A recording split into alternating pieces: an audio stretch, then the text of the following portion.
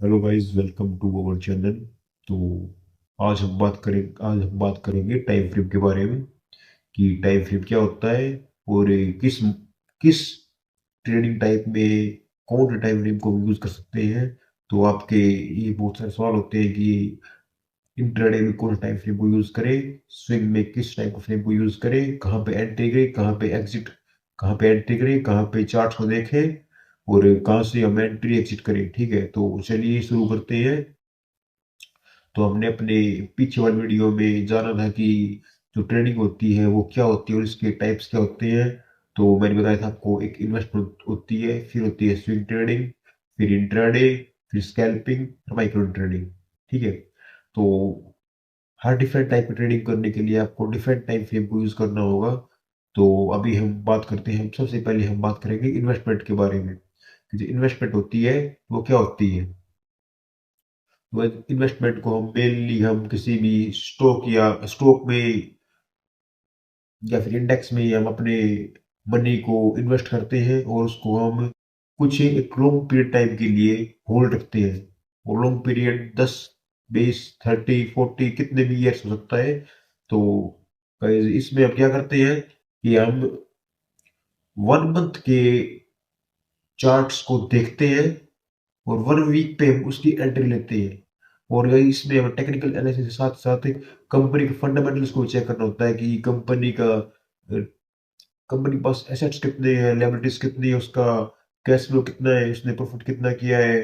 तो गाइज ये fundamental analysis का एक पार्ट है। अगर आपको इन्वेस्टमेंट करनी है तो आपको पहले तो फंडामेंटल स्ट्रॉन्ग होने चाहिए और फिर आपको टेक्निकल एनालिसिस पे जाना चाहिए। तो हमें इन्वेस्टमेंट में 1 मंथ टाइम फ्रेम को यूज करना चाहिए और एंट्री एंट्री के लिए हमें 1 वीक के चार्ट को में एंट्री करनी चाहिए। तो अब हम चलते हैं अपने स्विंग के बारे में। तो वैसे स्विंग का बता दूं मैं कि स्विंग क्या होता है।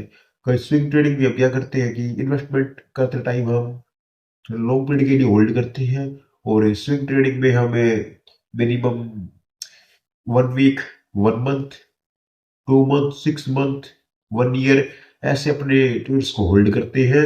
और इसमें हमें क्या करना होता है कि अगर आपको अपने ट्रेड को 1 मंथ के लिए होल्ड करना है तो इसके लिए आपको वीकली टाइम फ्रेम पे तो आपको एनालिसिस करना होता है और उसके बाद फिर आपको डेली पे उसमें एंट्री करनी होती है। और वीक अगर आप वीक्स के लिए देख रहे हैं कि आपको एंट्री करनी है तो आप 4 आवर टाइम फ्रेम पे चार्ट्स को देखिए और 1 आवर टाइम फ्रेम पे आप एंट्री एग्जिट कर सकते हैं और इसके लिए आप 50 मिनट चार्ट का भी यूज कर सकते हैं। तो चलिए गाइस, अब हम चलते हैं अपने थर्ड पॉइंट पे कि जो इंट्राडे होती है उसमें हम किस टाइम फ्रेम को यूज करते हैं और कहाँ पे एंट्री करें, कहाँ पे एग्जिट करें। तो चलिए गाइस शुरू करते हैं। गाइस इंट्राडे, अब बता दूं कि मैं इंट्राडे में क्या होता है। इंट्राडे में आपको सेम डे स्टॉक को बाय करना होता है और सेम 3:15 से पहले आपको उसको सेल करना होता है। इसमें गाइस आपको 5x मार्जिन, यानी कि आपके पास अगर 5,000 रुपीज तो आपको 25K का मार्जिन, मतलब कि आप 25K रुपए के स्टॉक्स को बाय कर सकते हैं। इसका मतलब आपको 5x लोन मिल जाता है। तो इसके कुछ गुड फैक्टर्स भी है, कुछ बैड फैक्टर्स भी है, आपको मैं आने वाली वीडियो में इसके बारे में बताऊंगा। तो ऐसे हम बात करते हैं कि इसमें आप किस टाइम फ्रेम पे एंट्री कर सकते हैं और किस पे एग्जिट कर सकते हैं। अगर आप इंट्राडे करते हैं तो आपको 1 आवर टाइम फ्रेम पे अपने सपोर्ट रेजिस्टेंस को ड्रा करना चाहिए। ठीक है, और आप 50 मिनट टाइम फ्रेम पे आप अपने चार्ट्स को देख सकते हैं और आप 5 मिनट पे अपनी एंट्री एग्जिट प्लान कर सकते हैं। तो गाइस अब हम चलते हैं अपने माइक्रो इंट्राडे के बारे में। माइक्रो इंट्राडे भी इंट्राडे का पार्ट होता है। ये गाइस अभी ये टर्म हमारे सामने आई है कुछ टाइम पहले, अदरवाइज ये पहले नहीं थी। तो इसमें क्या होता है, इसमें हम किसी भी ट्रेड को 1 आवर, 2 आवर, 3 आवर के लिए होल्ड करते हैं। इसमें हम 50 मिनट टाइम फ्रेम पे वही चार्ट को एनालाइज करते हैं और 5 मिनट पे एंट्री एग्जिट प्लान करते हैं। तो गाइस अब हम बात करते हैं स्कैल्पिंग के बारे में कि स्कैल्पिंग होती क्या है और इसमें कहाँ पे हमें एग्जिट करना होता है, कहाँ पे एंट्री, कहाँ पे हमें चार्ट को एनालाइज करना होता है। तो वैसे सबसे पहले बता दूं आपको मैं कि जो ये होता है ना स्कैल्पिंग, इसमें क्या होता है कि आपको एक ह्यूज क्वांटिटी के साथ किसी ट्रेड में एंट्री करनी होती है और आपको कुछ सेकंड्स में कुछ पॉइंट को कैप्चर करना है और उसके बाद एग्जिट हो जाना है। आप समझे? मेरे कहने का मतलब ये है कि आपने किसी ट्रेड में एंट्री की और उसके 10 से 20 सेकंड के बाद आपने उसमें एग्जिट कर लिया। इसमें गाइस आपके एक ह्यूज कैपिटल की नीड होती है। तो इसमें बताता हूँ, आप इसमें आप 5 मिनट टाइम फ्रेम पे चार्ट को एनालाइज कर सकते हैं और आप 1 मिनट या 3 मिनट पे आप इसकी एंट्री एग्जिट कर सकते हैं। तो गाइस ये थे कुछ टाइप ऑफ ट्रेडिंग और उनके बारे में, उनके टाइम फ्रेम की, आपको किस में एंट्री एग्जिट करना है और किस में आपको एनालाइज करना है। तो चलिए शुरू चलिए चलिए गाइस, मैं एक बार फिर से आपके साथ ये इसको रिवाइज करवा देता हूँ कि आपको किन किन चार्ट्स में किन किन टाइम फ्रेम पे आपको अपनी एंट्री एग्जिट करने हैं। चलिए शुरू करते हैं फिर। सबसे पहले बताया मैंने आपको इन्वेस्टमेंट, और गाइस मैं थोड़ी सी फास्ट बोलता हूँ इसलिए आप थोड़ा सा कॉम्प्रोमाइज कर लेना, ठीक है? तो गाइस हाँ, इन्वेस्टमेंट इन्वेस्टमेंट में क्या होता है कि आप अपने 1 मंथ के टाइम फ्रेम पे चार्ट एनालाइज करते हैं, स्पॉट लिस्ट ड्रॉ करते हैं और कोई इंडिकेटर जैसे कि मूवी एवरेज को ट्राई करते हैं। आप इसमें ओनली 200 मूवी एवरेज को यूज कर सकते हैं।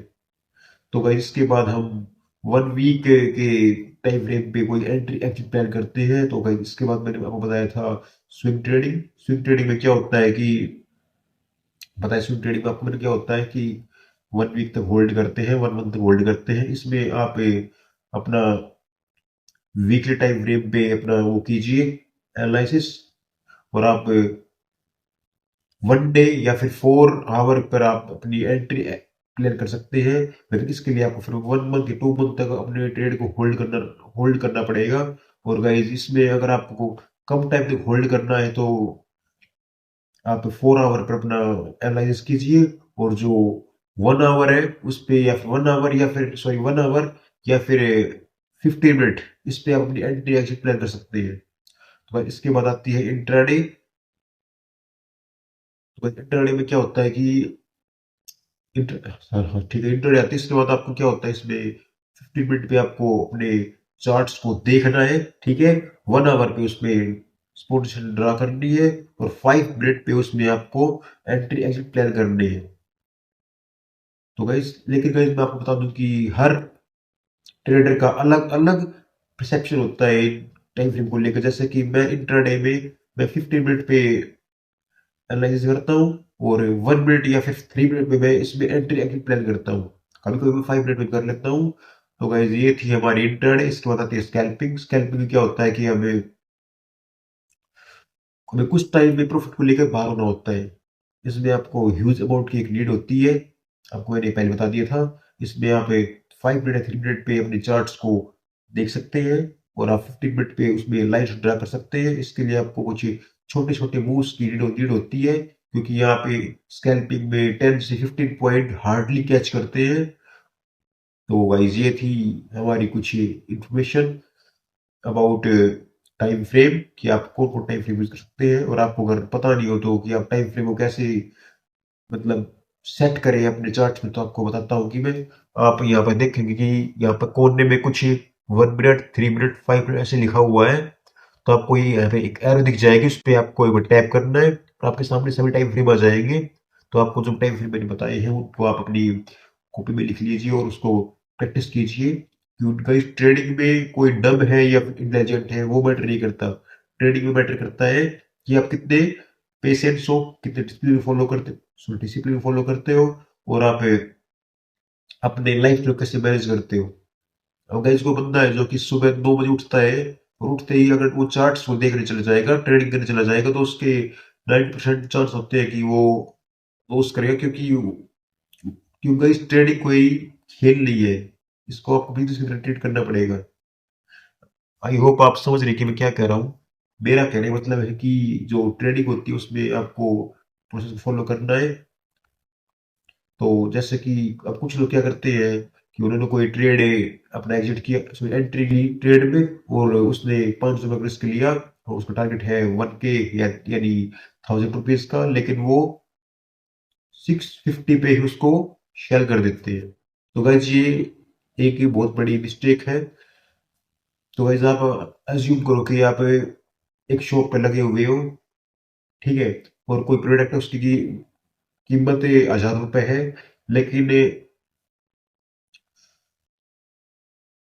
कोई बाहर से बंदा आता है और वो आपको ऐसे बोलता है कि ये मेरे को 650 में चाहिए, जबकि उसकी एक्चुअल जो प्राइस है वो 1K है।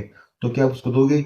अगर आप उसको दोगे तो आप घाटे में रहोगे, दैट मीन्स आप लॉस में रहोगे। वो जो प्रॉफिट दिख रहा है आपको 650 का, वो अभी के लिए है, लेकिन नेक्स्ट टाइम, दैट मीन्स कि आगे आने वाले टाइम में आप को इसकी बड़ी कीमत चुकानी पड़ेगी। इसलिए आप प्रोसेस को फॉलो करें, या तो आप 1:2 को फॉलो कर सकते हैं रिस्क रेशियो में, या तो आप अपना एक स्टॉप लॉस को हिट करवाएंगे, या फिर आप 1:2 पे ही अपने ट्रेड को एग्जिट करेंगे। अगर आप 1:1.5 तक पहुंच जाते हैं तो आप अपने स्टॉप लॉस को हाफ कर सकते हैं, जिससे कि आपका रिस्क हाफ हो जाएगा, लेकिन आपको प्रोसेस को फॉलो करना